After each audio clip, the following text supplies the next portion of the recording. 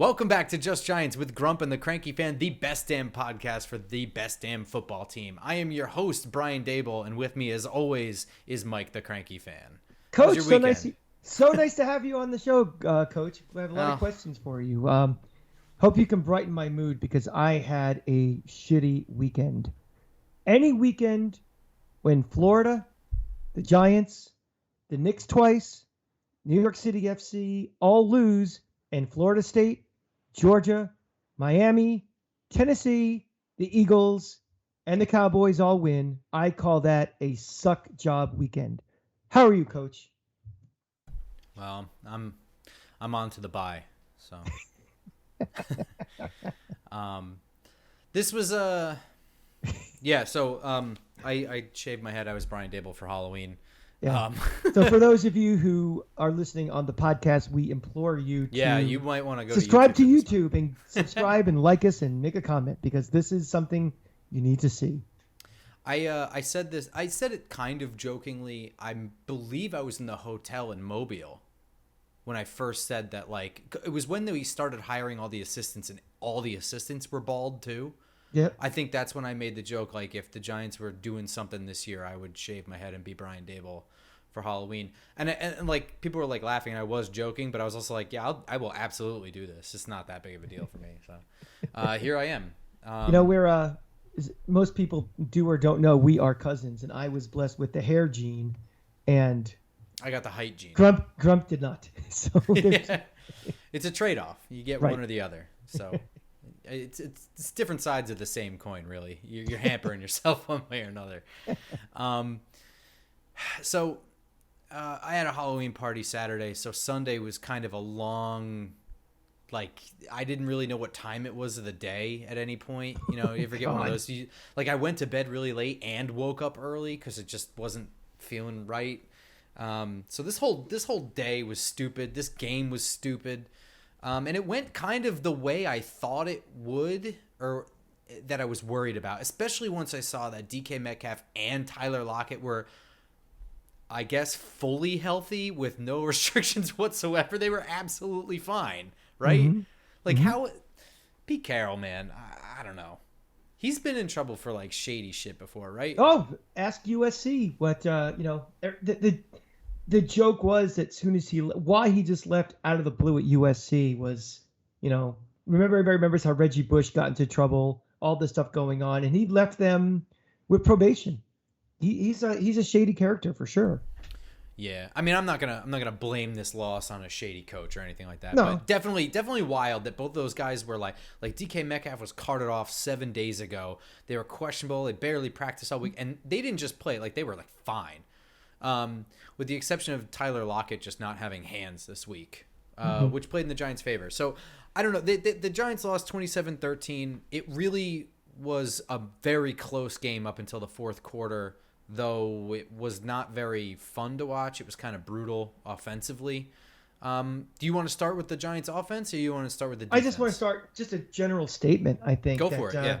Tell me about how you feel, Cranky. Are you cranky today? No, I'm not cranky. I think this is just a reality check, this game. I think that, we've had a lot of success the last 5 or so weeks. We've won, and winning is the bottom line for everything, but winning doesn't make you all of a sudden a great team. I mean, go back to every episode that we did, go listen to every episode of Talking Giants, go back, listen to Locked On Giants, all of those shows, we were all pretty similar in our observations and projections for this team. It was the beginning of a rebuild. That's why we brought in a new general manager. It's why we brought in a new head coach. And, we now have 8 games of data points with this team. And what this team is, it's a team that is in the middle of beginning of a rebuild, doesn't have any resources to make it immediately better, but is getting the most out of the talent that they have. And as the season goes on, talent on a team usually drops instead of increases because of injuries and things like that. This team doesn't have much depth, so when all of a sudden you have now 3 starting offensive linemen out, you have injuries, you're depleting your wide receivers for injuries, you're trading wide receivers, so no chance of them coming back. This is what's going to happen. And, any thoughts that this team was, because they were winning, were a legitimate Super Bowl contender? I think it's a reality check for some people. We're going to talk later in this episode about what we should do at the trade deadline, and does the thinking change from this one game? I don't think it is. I think we're maximizing what we've done. I think it's helping this rebuild process and building the culture faster. But the bottom line is the talent level on this team is a team that you can't assume is going to beat bad teams yet. You can't assume they're going to go on the road in hostile environments and just assume they're going to win. Having that kind of mindset didn't make me as super fired up, pissed off as a lot of people are, who all of a sudden now are like, mortgage the future for right now. I just think we just kind of keep staying the course. We have a bye week coming up, 2 more winnable games. We're going to earn the right to be in the playoffs, not a team that will be in the playoffs. We've earned the right to be there. And this season is, fine and dandy. And then, the more of the work will be done in the offseason. Yeah, we're going to talk about the trade deadline. When this episode comes out, it will be the day of the deadline. So, we've had a lot of rumors, whatever. It is going to be addressed. I think it's a major point because there is sort of a disconnect, I think, among the fan base as to where this team is and what the expectations are. I guess. I don't know. Or maybe they're just caught up in it. It's a little hard to tell. No, I think you're right on both counts. I think it's a combination of both things. I think when you start winning, you forget very quickly what you thought this team is, and you just look at the results. And that's not at all a knock on anybody or knock on a fan or anything, but it's just, you said it exactly right. You get swept away in it. And it's like, well, we'll win this game and this game and this game, and, on to Philly and away we go. But this is the reality check. It absolutely was. And maybe it's good for the fans to kind of get that dose of humility before they get just completely unrealistic expectations. And then you start getting unrealistic expectations on this coaching staff in the front office, and we don't need that at this point right now. Yeah. I want to save the coaching staff for the offense, but I do want to start on the defense because I didn't think this game was all bad. For starters, I thought they held Walker in check. Absolutely. He had no touchdowns until pretty much the moment the game got out of hand, which was the second fumble inside their own territory.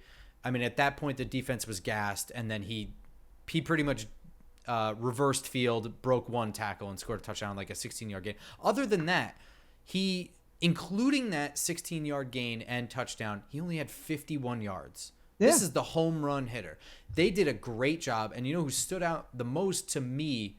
I mean, they have been getting a lot from guys like Tamon Fox, who I did not think was making this roster. If he did make the roster, I thought if he played, it meant that everyone was hurt. But he's getting legitimate starting reps, and I can't even say that he doesn't deserve them because he's stepping up to the plate. Leonard Williams played out of his mind. He still looks a little slower than normal to me in terms of just leg movement. He looks a little clumsy at working on that MCL issue.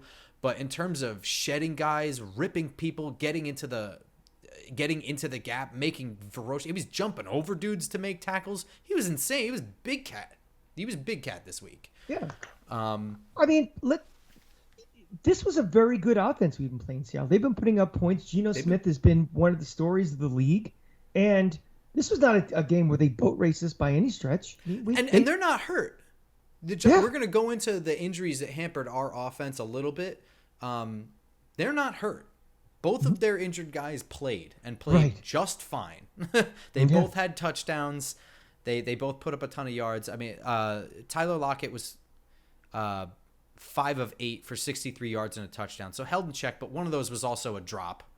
Just a straight drop, hit him in the face mask. That was an easy touchdown. And Metcalf, they held to 6 of 10 for 55 yards and a touchdown. But they were kind of... This was a different game plan. So in the past, we were kind of getting...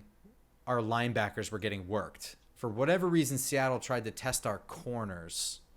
And it certainly didn't work early in the game. Fabian Moreau and Adoree Jackson started this game looking like elite corner. I mean, Fabian Moreau was in every play. Like, I don't know why they keep testing this dude. It just doesn't make any sense. And then they threw to Adoree Jackson like... he was making pass breakups all over the place. In the end zone on third down conversions, he was making pass breakups. He looked fantastic for most of this game, including essentially setting the Giants up for their only touchdown in this game with the strip fumble of Tyler Lockett. And he recovered himself and nearly scored on his own as well. Mm-hmm. I thought there were a lot of really good things from the defense, and I think it didn't really break down for them until they started getting gassed in like the fourth quarter. I thought they were certainly getting home to Geno Smith. They got like 3 sacks in 2 drives, getting tons of pressure from Leonard Williams. Thibodeau was getting a lot of pressure. They were getting a lot of success with second-level blitzes as well. They were sending guys like Dane Belton. Micah McFadden got his first sack in the NFL in this game on an outside corner blitz. It looked who had that safety? Was that McKinney? That was McKinney. Lit him the fuck up. Yeah. I thought he was gonna fumble because he was not looking at all. That was insane. There's a cartoon bubble cloud that says "Oh shit" hanging above my apartment when he was about to run. I was like, "Oh shit, here it comes!" And just there was a sound effect. There was everything. Xavier McKinney's been playing well. He's got a completely different role in this defense, and I guess he's not really putting up the flashy stuff. But I think he's still playing really, really well. Mm-hmm. It's just it doesn't really, with him as like the deep help guy, they're not really getting tested too deep. There's not really a whole lot of opportunities for that. Like, yeah, there was overall in this game, there was nothing to me that was like, oh, bad scheme, bad execution, bad, play calling. It was just, like you said, I think they wore down because the offense really couldn't do much of anything. And I think it's just, you're playing a pretty decent offense. Like I said, like Geno Smith is up there for, I guess, comeback player of the year. But if you haven't come back from anything, you really shouldn't get that award, right? Yeah, getting come back from what? Being benched? Yeah, for never starting. I mean, Saquon Barkley should be comeback player of the year from a major injury. If there's some special award you give to Geno, fine. But he said something. There was like a Pro Football Talk article, and I didn't read it. I read the headline. Sorry, whatever. But he said that this game is for Jerry Reese and Ben McAdoo, and whatever. I guess they're the ones who gave him the chance or something like that. But that's like, it. Yes. Go fuck yourself. I don't know what to tell you. You still didn't deserve to be playing in that game. Playing him in that game made no sense. No. It made no sense. I don't think that was made at all as like an FU to those guys. I think it was just like a thank you for letting, because he didn't play that terribly in that game too, right? No, he didn't play badly, but that wasn't really the point. The point when we made it was that you're benching a superior player who maybe can't run, whatever. But the point was that Geno Smith was on a 1-year deal. He was not signed through the next year. So all that they had done was advertise his services for other teams and jack up his price. If they knew what they had and they wanted to keep him long term, and that was part of their vision, they should have just shelved his ass and not shown him to the league and re-signed him first. Right. And I think that's all he's saying, nothing more, nothing less. Like, I guess so, but it's, I don't know. Ben McAdoo and Jerry Reese deserve no credit for playing him in that game, no matter what the collateral damage was. I mean, they deserve no credit from a Giants standpoint because they probably screwed themselves by losing a good backup. They both got fired, too, for that same decision. Exactly. But, I mean, I don't think he was looking at it in terms of their benefit of being Giants because, again, we're talking several years down the road just for him himself, which still took years to kind of percolate. Is there really a direct correlation between those two things? Right. It's like a whole separate thing that they tried to do a narrative. They tried to do a narrative before the game of, oh, this is the Geno Smith revenge game. Like, revenge game for what? He was here for like half a year. Like, we didn't even really acknowledge his presence here until the moment that he was selected as a starter. Revenge, if anything, he got to play more than he should have. He never should have played in that game to begin with. So, I mean, that's just media trying to create something out of nothing. I also just like the football game is story enough. Like, we don't need subplots sometimes. Well, if that was the case, we wouldn't have these stupid halftime shows and good. singing the Sunday night song either. So, where would we be? Defensively, I'm giving out 2 stars. I'm giving one to Leonard Williams, not just because he's playing injured, but he really looked like an animal out there. I thought he looked fantastic. And I flip-flopped on this one, but I am still going to give one to Adoree Jackson because every elite corner is going to get double moved once in a while.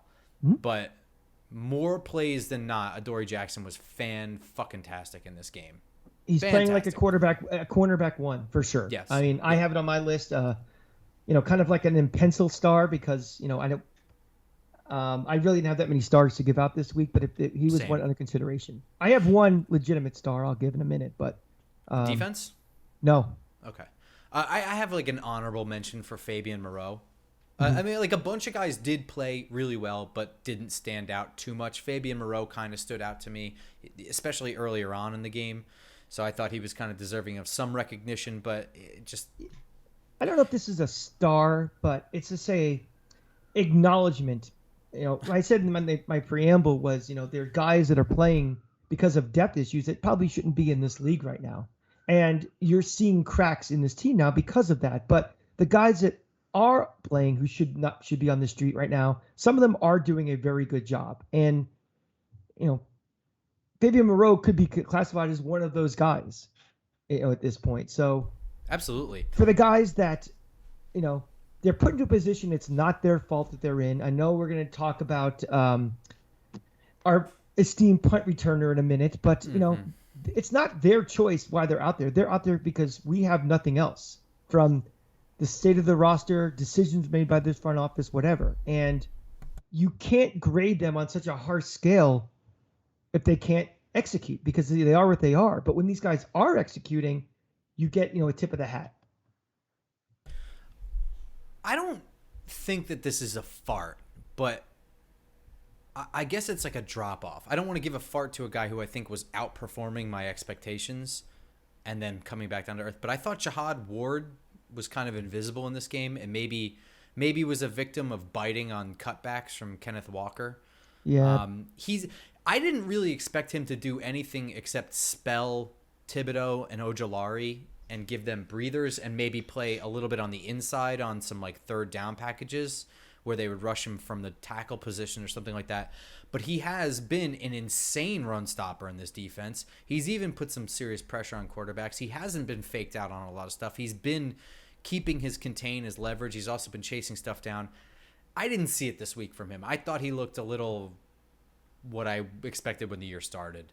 So it's not really a fart to say that he went back to what I expected, right? Yeah, that's not a fart. I mean, yeah, I didn't think maybe so, a silent fart that doesn't even stink. Yeah, no, I think we'll something stinks, but I don't really know what it is. Yeah, I think it's a little gurgle in the stomach, so we're going to let that one pass because again, if this is Leonard Williams or something, sure, right, yeah. Blast away. But for a guy like him who's just doing his job, who is maybe, I mean, he's not all-star talent is not expected of him. No. When he plays above expectations, we can't expect that. We can give a star for that scenario, but we can't give a fart when he's not. Let's stick with the most obvious fart. Richie James on special teams. This was a game, and I'm going to get into this a little bit. It was a bad game. Things went wrong. They didn't play well in certain areas. Don't get me wrong, not taken away from that. Going to mention all that. But it also, this game to me, and it more evident than anything in special teams, felt like a game where nothing just goes right. When things just go wrong for you. The moment you block a field goal and it still goes in, that was kind of the moment for me. I was like, we're not winning That's this when game. You start thinking about the bye week. And like, okay. Well, it's just like, we're not winning this game. Right. Even when we do shit right, we do it wrong. So special teams, look, Richie James, the first fumble, both fumbles, inexcusable. The second one, I mean, I know he didn't even get, but like he got walloped, and we see it all the time. When guys get laid out, they just let go of the ball. I don't think it's anything egregious. I think he just got the shit knocked out of him, and not for nothing, got a concussion on the play. The camera angle, there's guys running in. It kind of looked like he took a little bit of the forearm to the face, but I don't know if that happened. Doesn't really matter. Not a penalty. It's just the matter of the fact he put the ball on the ground twice. You can't do that. As a punt returner, I don't even care if you don't gain any yards as long as you don't put the ball on the ground. As long as you just catch the ball and don't fuck it up, that's kind of like the minimum. Here's my thought.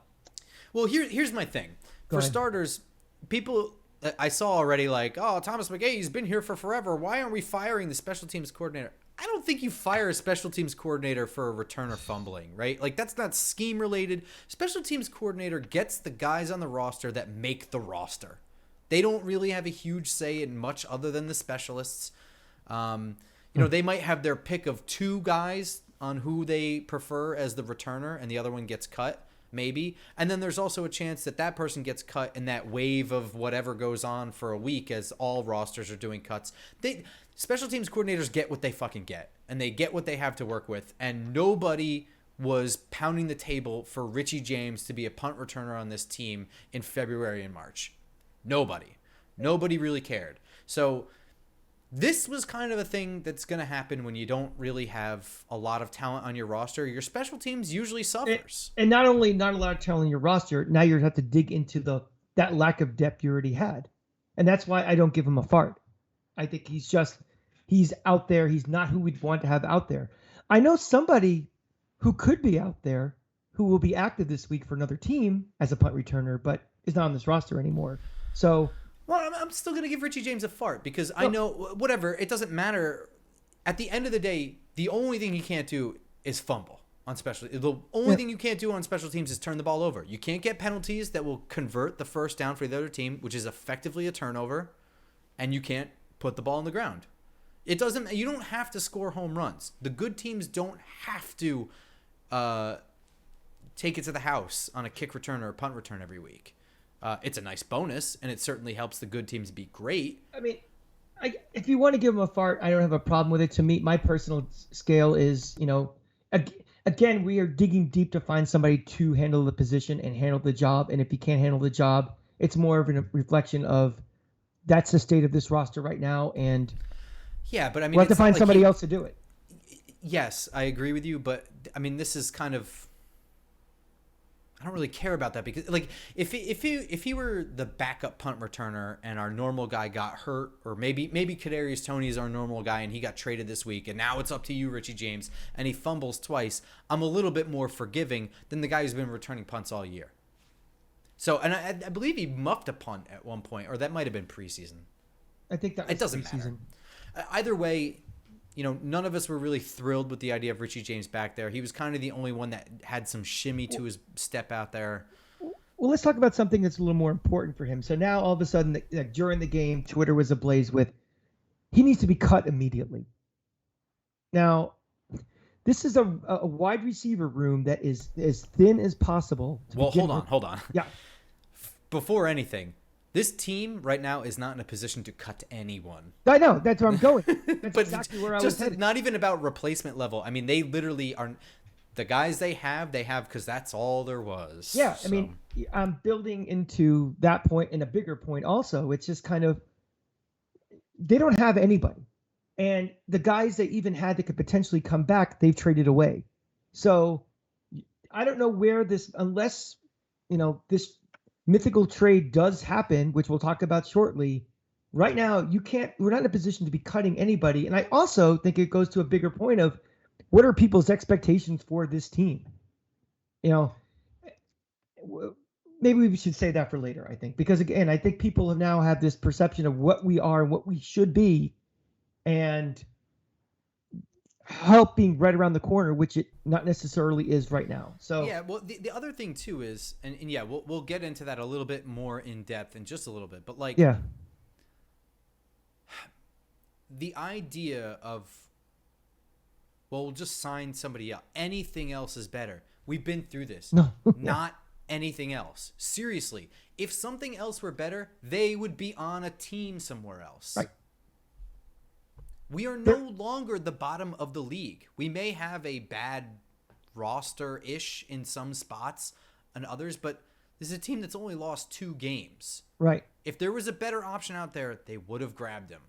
They're not just rolling with it because it's working. Like, they are trying to upgrade stuff. They are thinking for the future. They are making moves. So one of the biggest fallacies in sports is next man up.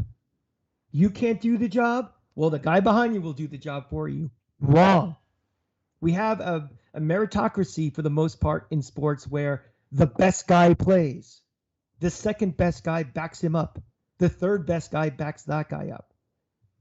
Right now. Next man up, that's like a phrase for like encouragement for the team, for the individual that has to step up. It's right. It's like a mentality thing. It's not a real philosophy for roster building.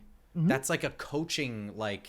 Right. Yeah, that's like that's like the player mindset thing where it's just like, well, we just got to keep working as a team. Don't let it get you down. Keep focused. That kind of thing. That has nothing to do with like roster building. Like next man up is a coaching philosophy. Yeah. Anything is better than this. All I have to do is say, look at our quarterbacks at the end of last year, and you tell me if anything is better. Everybody could not stand, what's his name, backup quarterback last year, Glennon last year. Everybody put in Fromm. Anything has to be better. No, sir. Far worse. Anything is better than this is like a Daria quote. That's like that's like sarcasm. Yeah. Don't use sarcasm as a legitimate tactic. Right. All right. So with that said, let's go to the offense. So offensively, before we get into let's start with this. Daniel Jones was 17 of 31 for 176 yards. No touchdowns, no interceptions. He got sacked 5 times. He had 6 carries for about 20 yards. We knew this wasn't going to be a big DJ running game. Yeah. Barkley had 20 carries for 53 yards. He had a touchdown as well. And big surprise, not really, but my lone offensive star, who do you think it is? Darius Slayton. It's got to be Darius Slayton. 5 of 6 for 66 yards. Does not tell the whole story. The one incompletion, he slipped on his route late in the game where it was raining, and it's a sharp cut, so it happens. But it wasn't just, they were all deep third down conversions. The Giants were kind of playing behind the sticks this whole game. And that's going to go into, congratulations, Darius Slayton. I always knew you could do it. I don't know why they were sitting you for the first half of the year. Anyway. It's been one of the biggest mysteries of this team is why they do not feel that anybody in that wide receiver room is up to their standards to play. And I hope their opinion has changed. I hope so. That'd be one of the biggest questions I'll have in the offseason if they ever have they open up the books and talk a little bit more. It's, shelving guys in the beginning of the season for not playing who are clearly our best guys and just waiting till there's absolutely no other options to get guys like Slayton to play. And for reasons that seem like just not our guy. Yeah. That to me has been the biggest knock I've had on the coaching staff is just the way they've handled some of the talent, which it just felt like it's just not our guy. Whether Kadarius Toney would still be on this roster if it wasn't just one of our guys. I'm convinced. Maybe Blake Martinez. This is also kind of wrapped in a shroud of mystery. This regime is very tight-lipped, so it is all speculation. Could be wrong, but it's the only criticism I really have where it's just like I have no explanation for this other than they didn't pick him, so they don't like him. But the guys they have are fucking dudes in street clothes. And you're really telling me this legit 6th-round pick that had an insane rookie season is like worth shit to you? I don't understand. But so this was something that I saw a lot of. The Giants offense struggled right out of the gates. They didn't play particularly well this whole game, though they had moments. But one thing I saw over and over and over again was that, I don't know what Mike Kafka's calling. Why aren't we running the ball? Why are we always throwing the ball? For starters, the pass blocking actually looked fucking good. I'm going to hit you with that. Tyree Phillips handled the right side in pass blocking pretty damn well. I don't think I know he got sacked 5 times, but also they were playing behind in the scoreboard. Yeah, some of that at the very end when it was basically over. So. Exactly, yeah. So those numbers are inflated. Daniel Jones, I thought, was manipulating the pocket well. I thought he was moving the pocket well. I thought he was throwing the ball well. Seattle kind of just played good defense is a little bit of it. The other thing is Daniel Bellinger is a really good run blocker. So is Evan Neal. Tanner Hudson is not a good run blocker. Yeah. My point was going to be, remember, we are playing this game for the first time with 3 starters in the offensive line out. So you're getting, and before the season, we all said this offensive line, we've done a good job on the tackles, and even Evan Neal's going to have to grow and learn, but still, we had concerns about the guards and even at center. So when you're getting down to this level of depth and this lack of talent level, they're not going to be studs on both sides of pass blocking and run blocking. They may be good at one thing, but not good at both. And even though Seattle's run defense is bad, they, like almost everybody else, is making the conscious decision, stop Barkley first, make Daniel Jones beat you with these terrible receivers. I think teams are starting to realize that it's not just let Daniel Jones beat me, but rather let these shitty receivers beat me. I think that might be something subtle that might be changing. the way defenses are approaching the Giants. Right. That's a testament to Daniel Jones. And I think Mike Kafka has already gotten ahead of this. I alluded to this in our last episode. I really think that because last week we did the same shit.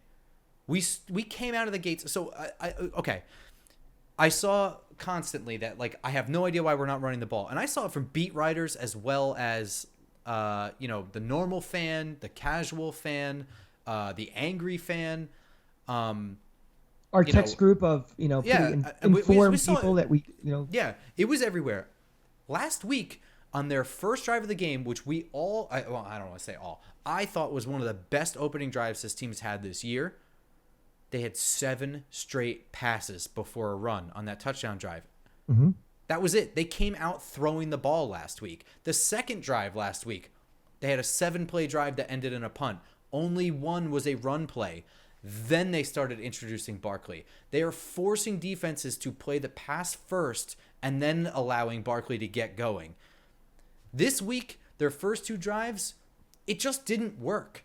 They did the same thing. They had 3 straight passes on 3 plays. They went 3 and out their first 2 drives. Some shit just wasn't quite working. I mean, Daniel Bellinger is a huge chain mover in this offense. Gone, dude. He's got a broken face. Tanner Hudson can kind of catch the ball, whatever, but he's clearly more of a receiving threat. He's a little bit, but he's also not a great run blocker. We saw Darius Slayton was clearly a target. Wan'Dale Robinson was. Some stuff just wasn't getting caught. We saw Lucas Cager break free for a home run play call, and Daniel Jones missed. And I could not believe people were like, what are we doing calling these plays? Like, dude, it was a touchdown. Yeah. It was a touchdown that was overthrown. Listen, here's the bottom line. We could all say that one of the biggest reasons why this team had jumped out to the first half of the season they did was because of coaching. Now all of a sudden you can't start bitching about the coaching as being the reason why this team hasn't have any offense or anything. It's you can't have it both ways. You can't change your narrative to fit how you're feeling. Well, look, one of the biggest things is that Seattle came prepared for this offense. We saw that. I don't think they got fooled on one naked bootleg from Daniel Jones. Nope. And that has been the dagger for this offense. I mean, that has been, I don't know. I mean, that's really been the thing that's just like on like 3rd and 4, we do that. It's fake, a special sauce that works. Yeah, and he just goes all open on the other side, and it's like a 22-yard play, and it opens the drive up. I mean, that's usually our scoring touch. We're scoring touchdowns on that drive. Seattle understood that. They stayed home. Nobody bit on Daniel Jones on the backside. They were prepared for that play, and that really fucked us. I mean, quite frankly, I don't want to say they got out-coached because I don't really believe that. I think that they met their match in coaching. Yeah, they met their match. They were out-coaching teams before this point. Now they were. Yes, coached. I thought this was a dead even heat, and that the roster that was active this week, they just had too many key injuries to deal with both decent, good coaching, a good team, and 2 special teams fumbles. I mean, once you add that, it was just not possible anymore. Yeah. But prior to the fumbles, this would have been a very, very close game, I think, right? Level playing field of equal coaching, the team with more talent's going to win. And on the field Sunday, Seattle had more talent than we did. And that's not the end of the world. That's week 8 in the NFL. That's not like college where, one loss and everything goes to shit. It's okay. Let's put everything in perspective. They'd won X amount, with a 4 in a row they'd won. They're on the road, hostile environment. We went through all of that before. They're also playing in the rain, West Coast. They did a shitload of traveling. They're fucking hurt. They have a bye week next week. This was too many things for this roster to beat. Yeah, I mean, it's not surprising. It's the NFL. Teams win and lose all the time. Teams that lose 6 games are most likely in the playoffs every year. And again, they didn't lose to. If this would have been one of the games in the next 2 weeks, they lose a home game to Detroit, or they lose a home game to like Houston or something, then you get a little like, okay, what's going on here? But Seattle, they could win that division potentially. So yeah, I would say so. Very possible. It's still a ways to go, but does anybody over there look really frightening to you as running away with that division? I don't see anybody. So it's okay. San Francisco looks kind of scary now that McCaffrey's there. Holy shit. Whoa, I He had know. the hat trick of touchdowns Yeah, this the week. wife isn't back yet, thank God, because She'll she's be gonna give me running the in the earful when she background. gets home about the 49ers. Pom-poms and everything. Um, I think Marcus Johnson sucks. I think that experiment's got to go. I mean, look, I know, right? I mean, they were getting something out of a street guy, and that is what it is. You can say that about a lot of guys, but I mean, really, he's not doing anything to help this team at this point. And maybe He's catching balls short of the sticks. He's not Yeah, catching shit past the sticks. He's they're not getting helping. penalties. They're not He's helping not Daniel blocking. Jones. They're not helping him at all. Like coming back to the ball, like they're running their routes. And they're No, just you know sticking. what? Mark Sanchez, I actually think is a terrible announcer. I think he's very charming and nice, and he's a little goofy and funny. But like, he was absolutely correct on that, and I think he pointed out Wan'Dale Robinson, which is just like, but on a, I guess it was like a slant route. He just kind of jumped to catch the ball and just faded towards the corner and allowed the corner to break it up. Like if he had just stayed and actually cut sharper and worked back towards Daniel Jones, that was a catch and run scenario. Yeah. And I think Sanchez was absolutely right in his analysis of that. Well, remember, Wan'Dale is still a rookie and also coming from Kentucky, where they're not exactly air raid you. So yeah, and he's that will also come. like kind of like half a running back in college as well. But I mean, we're talking about like guys like David Sills has been working with Daniel Jones for years now. Right. Still And not working back to the ball. It's just never going to happen at this point, right? That's why they're just, replacement level garbage that are just filling a roster spot until people get better. All right. So since we're talking about wide receivers, that seems to have been. Do you have anything more on the offense? Well, I got one more star to give, and it's not really offense. Jamie Gillen. Oh, true. Okay. The guy, in a game like this where it's a close game, the conditions aren't great, offenses are kind of middling around, you got to play field position. And he was fantastic. He's been money all year, really. He averaged 53.7 yards on 6 punts. He also, he had a boomer that almost got yards. downed.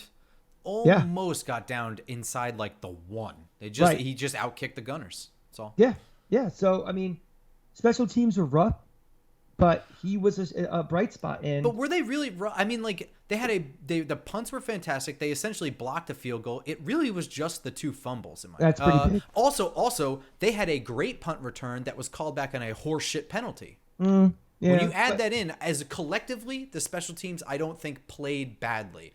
The mistakes that were made were insurmountable, inexcusable mistakes. And that to me, that gives a fart on the special teams as a collective. Absolutely. I'm not disagreeing with that, but it's one of those things where it's just like, we don't have to reinvent the wheel here. We've just got some adjustments to make. Yeah.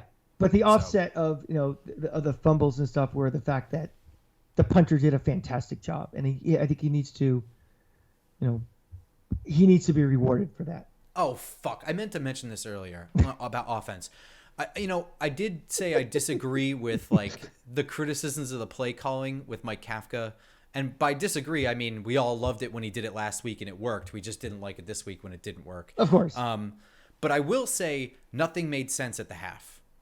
I don't know what the plan was at the end of the half. We were running the ball, clearly letting the clock drain out to end the half because we started the second half with the ball. And then on third down, there was a 1 second difference between the play clock and game clock and snapped it with 20 seconds left and threw a pass. We forced a punt in a scenario where you're playing it safe. That is the most that punt could have been blocked. You could fumble the snap. The punt could be returned for a touchdown. Is that something where Daniel Jones maybe he saw something that's like, oh shit, I need to hike it and exploit that immediately. I would like to know. And if it works, fantastic. I would like to know whose call that was, because that, to me, that didn't make sense. I don't really particularly care if you want to pussy out in the half and just receive the ball in the second half and let the clock drain out. I don't care about that strategy, but do it. Don't do it most of the way and then be consistent on your strategy. And then, what sucks about doing that too is the ensuing kickoff. I think we fucked up with a penalty, so we started on like the 2 or something. Not really the greatest end of half into the start of the second half. Right. I will say that much for the offense play calling. Yep. But like we were saying before, we're talking about wide receivers. That's clearly the biggest conversation among Giants fans for trades, mostly because they haven't had one all year. but now especially since they traded away the guy I think all fans were waiting to come back into form in Kadarius Toney, they received additional picks that can then be dealt out. And Well, let's start the conversation. Go ahead. Let's start the conversation. Go right into it. Tell me all about what your thoughts are on trading, because the deadline is effectively today at 4 p.m. Are you listening to offers? Just tell me your thoughts, basically. Basically, my thought is this. We have played half a season, and while the win-loss record is much better than I thought it would be, and we're playing to a level we didn't expect to, this roster to me is still the very beginning of a rebuild process. And my take for getting a wide receiver is I don't want to do anything that's going to jeopardize what my plan was before this season started. And what I mean by that very specifically is, does that mean do I want to try to get a wide receiver because we need one right now and it might help or something? Sure. But I'm going with the thought that this team has earned the right to be in the playoffs. This team is not competing for a Super Bowl. That doesn't mean they may sneak in somehow and have an upset here or there and find themselves in the Super Bowl. But after half a season of watching this team, watching everything, I am not counting on this team being at the same level as Philly, as Buffalo. So I don't want to make moves that are going to potentially upset the path to get to that level, be it next year or the year after. So I would not make a move. Wait, hold on. Okay. That would increase what the market value is I'm trying to doing if I would have done it in the offseason anyway. So if we need a wide receiver in this offseason, we're making a trade, and let's say it's for 2 draft picks, a 5th round and a 7th round pick. I don't all of a sudden want to do it right now for a 1st and a 3rd because we want it for right now. This roster has so many holes still and so many depth issues that I don't want to have too much of future decision-making and future assets to just fill up a potential need for right now when there's still so many other things that have to be done. Does that make sense? Of course. This team is not just a wide receiver away from going to the Super Bowl. Well, I mean, so here's my one thought for you, though, is people tend to say this, and it's just like you all realize that you'd be trading for the player for the life of their contract, not just for this year, right? That's true, but can I get a similar player in the offseason either through the draft where it'd be a lot cheaper, not to give up anything, or you're still giving up a draft pick in the draft. I don't want to overpay for something right now at risking, this general manager and this coaching staff and this front office, I think, has a master plan of how they're rebuilding this team. And I don't want to potentially derail that in a way because we went for, I don't want to even say the word quick fix, but overspend for something right now. What is the real rate of return for that right now? So would you like to play a little game of GM with me? Sure. You are Joe Shane, and I know I look like Brian Dable, but you can't see me, so I'm a GM on the phone, and I'm not telling you who I am. Okay. I have a wide receiver for you if you are interested in listening. Sure. Okay. I'm going to forget cost, forget contract. Let's talk player only first. I'm not going to tell you his name. Okay. What are some things you want to know about this player? Well, first of all, why are you putting him up? My team is not in a good place right now. Okay, so it's got nothing to do with he's a head case. It's got nothing to do with can't stay on the field. It's just. So do you want to know about the guy himself? Do you want to know about his injury history, his stats? What do you want to know? Of course, now that it's not a question of there's nothing wrong with the guy physically or mentally, and I'd say mentally meaning he's not a problem. I get what you're saying. All right, so is the most important thing to you after you know he's not a problem in the locker room, is it injury the next thing you want to know about? I'm still trying to putting aside cost for now. We're just learning about the guy. If I learn about the guy, I want to see what's his health history. Okay, he is not a big injury guy. Did not miss a lot of time in his career. In 2015, he suffered a concussion but missed no time. In 2018, he suffered a concussion but it was in the Super Bowl. And in 2019, he suffered a concussion and missed 2 games. Other than that, injury history is clear. The number of concussions is starting to worry me. It's 3. It's spread out over the course of 4 years. Yeah, but 3's a lot.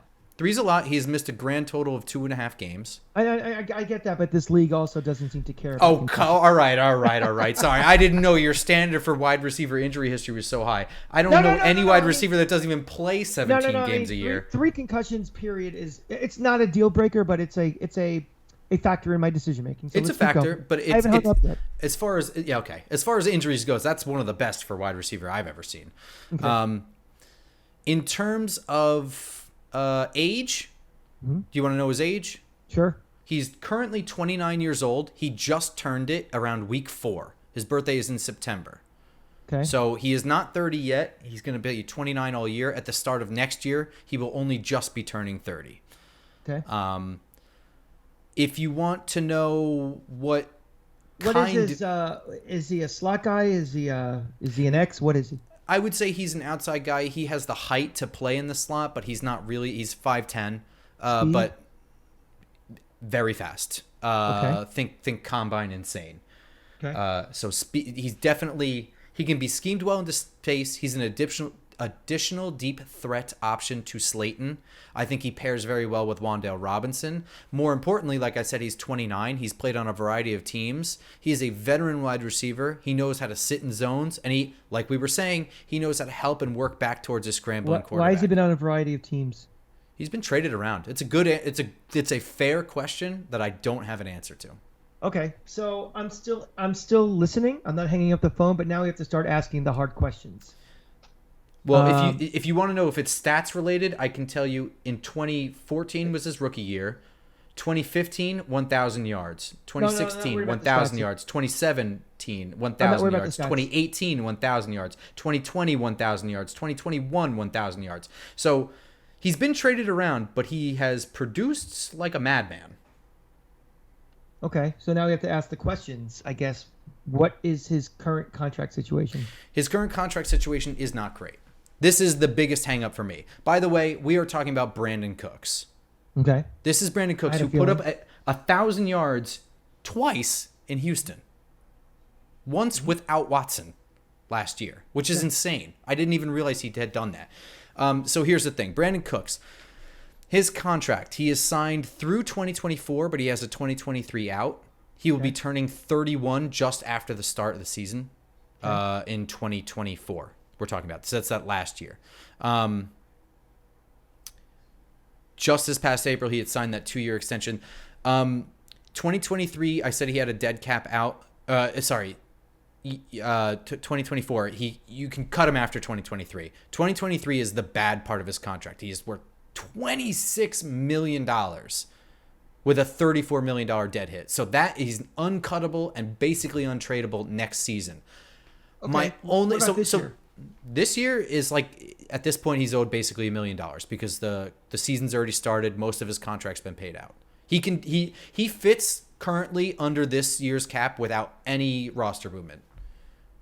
Okay. So it's really next year that's the big problem. Okay, so let's the other important thing is, what do you want for him? So here's my thing. I don't know as a GM. We heard that they're asking for a day 2 pick.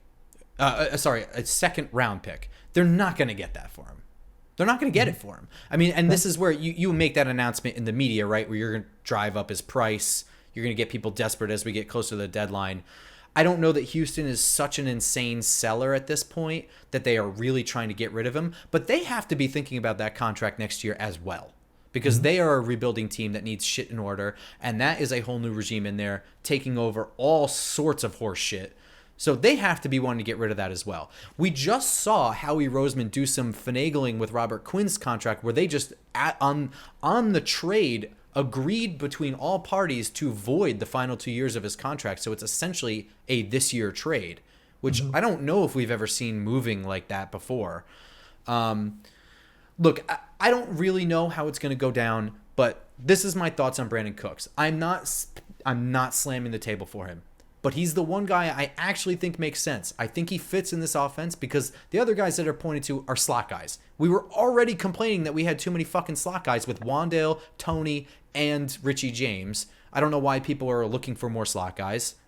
But like not just looking for it, but shopping for them. I'm not opposed to trading for Cooks without giving up too much. From a contract standpoint, the Giants have, I think they might have leverage to drive down the negotiating price because of that cap hit. Well, I'm thinking, they'll have some competition to deal with, though, so it might be tricky to navigate. I mean, how they're going to rebuild this team, my assumption will be the majority of it through the draft. They're not going to be spending a lot on high-paid free agencies. Like, this would be the high-paid free agent, in effect. If it's 20-something million, and that's just for 1 year. Yeah, but I just wonder if upon trading, if they can just work something out to spread that out, add a year, something like that. I mean, like I said, you add a year, he's only 32.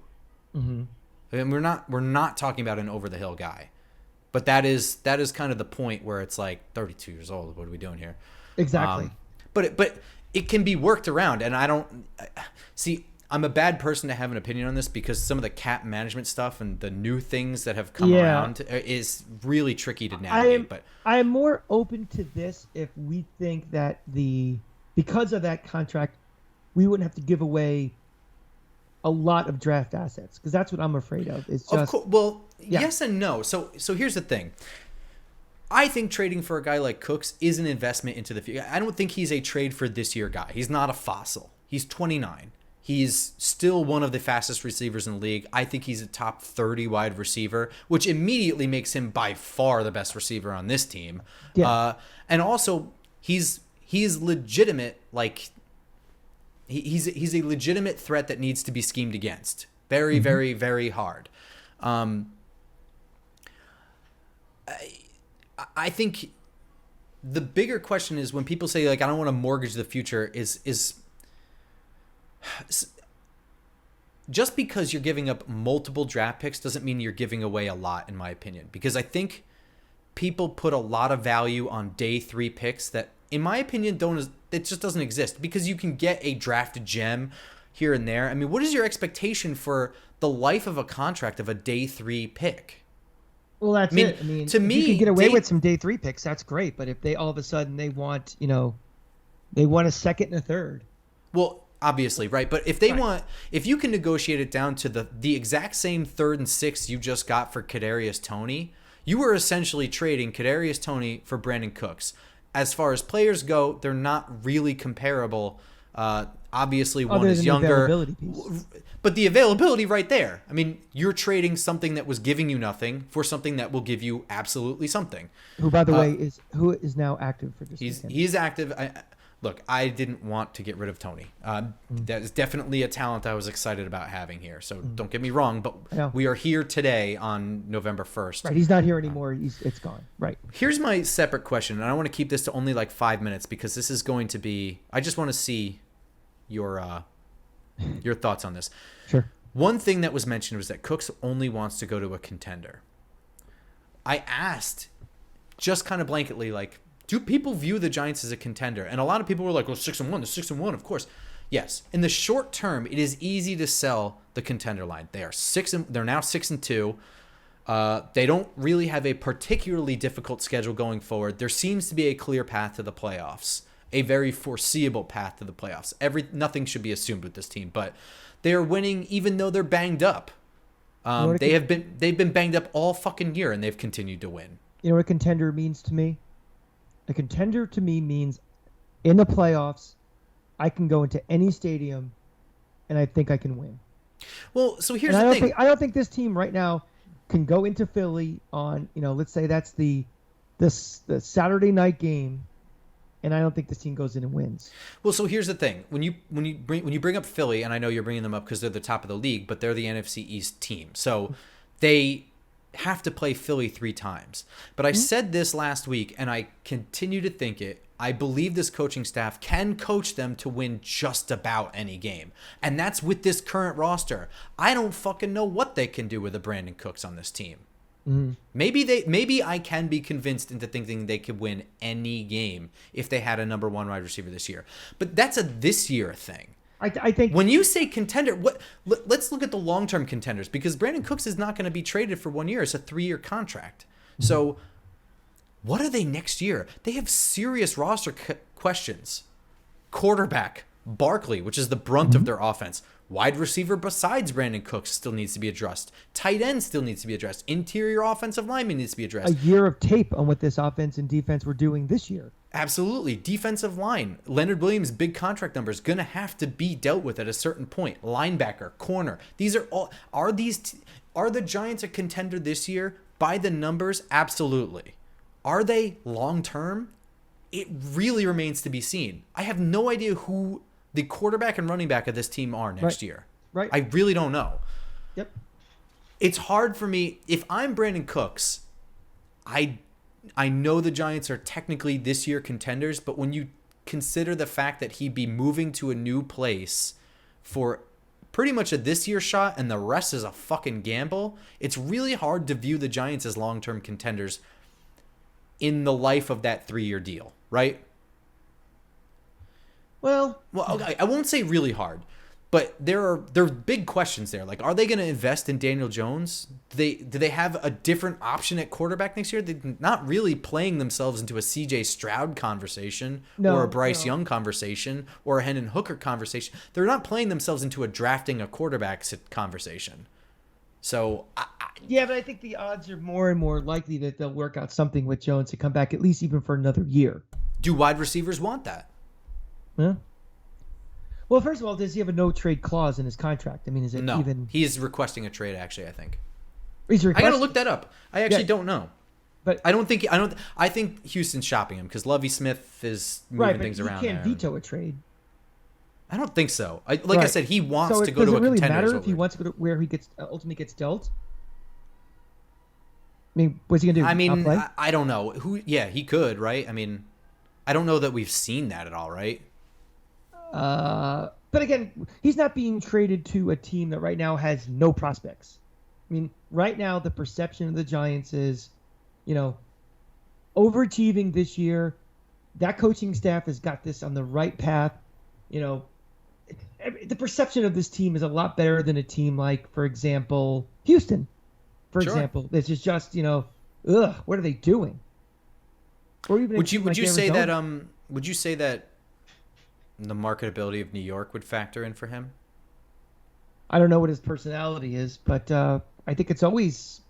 I mean, he would be the only wide receiver that would be getting any kind of marketing deal, right? Yeah, I mean, again... I mean, who are the faces? Like, if you're like, oh, let's get a Giants player to advertise our stuff. I mean, you have Daniel Jones, Saquon Barkley, and then what from the offense? Kayvon Thibodeau. But that's not offense. Oh, on the offense? Yeah, see, the thing about...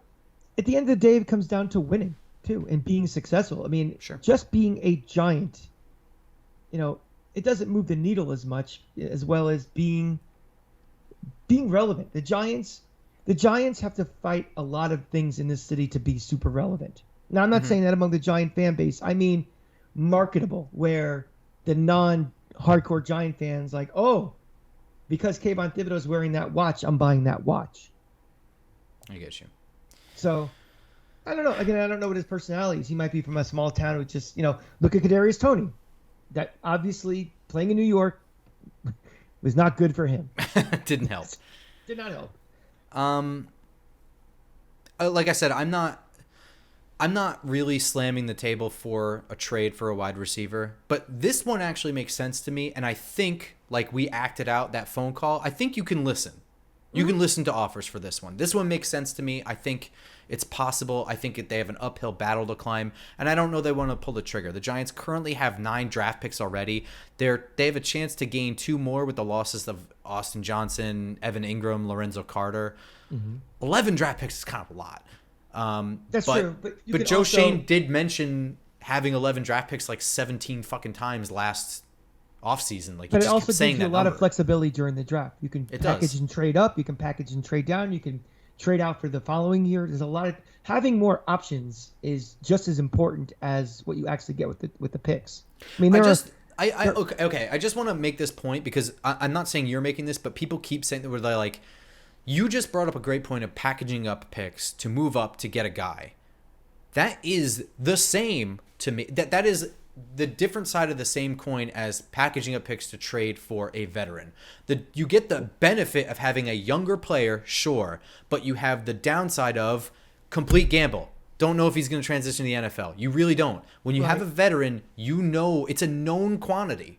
You pretty much have an idea of what his production is at an NFL level. But you also, So to me, it's a trade. It's two of the same thing. Well, here's the other thing too. It's it's younger, but it's also a heck of a lot cheaper. Oh, absolutely. That risk is they're much more of an unknown quantity, but the risk of it being so much cheaper, it allows you to potentially make another move where you're locking up cap space for that receiver. So it's not as there's more advantages also by doing it through the draft, even to get your guy that you want. And also that guy may be the perfect fit. You may be trading up for a guy. It's like that guy, that's exactly the guy for our system, or maybe he has a history with Daniel Jones or who knows what. I just think that the one thing that people don't really pay attention to is that not a lot of teams really trot out 7 rookie wide receivers on their roster. They usually have a veteran guy, and don't forget that Brandon Beane made a move for Stephon Diggs. Traded for Stephon Diggs in Buffalo, and that was I'm not comparing Diggs and Brandon Cooks, but I mean they traded for a veteran number 1 wide receiver. Right. So there's also more. They were further along in the rebuild. Yeah. But see, free agency, there's a lot more to negotiate. Your cost is probably higher because you trade away draft picks, but you inherit whatever contract they're already on. Free agency, I mean, we see prices. Nate Solder got his contract because of free agency. Of course. So, I mean, you have that downside as well. It's all a fucking crapshoot. But we're going to cover topics like this on our bye-week episode, but that's going to be Monday. We're going to be spending this week going over a bunch of different stuff, following the news. We might have some emergency episodes as things happen or don't happen. No, we won't have one if something doesn't happen. But if something happens, we will have an emergency episode. But until that happens, we will be back here recording Monday. Or do you want to have it Monday morning release? I am going to College Station this weekend to see Florida play A&M for no other reason than I get to check off it. College Station is one of my SEC cities, but absolutely awesome. Let's plan on having it Tuesday because who knows with flights and stuff. So there you have it. Tuesday morning, you know where to find us. YouTube, if you want to see me extra bald and bearded. But if you don't really care today too. There you go. If you don't really care about our haircuts, you could just listen on iTunes, Spotify, iTunes, I said already, Google Play. iTunes. Yeah, make sure you're on iTunes also. If you have an Apple device, you can listen to us on iTunes as well. But, of course, follow us on Twitter as well. But the emergency news, we will be right there with it. So I'm at @football_grump. He's at the Cranky Fan. We will see you all next week. Go Giants.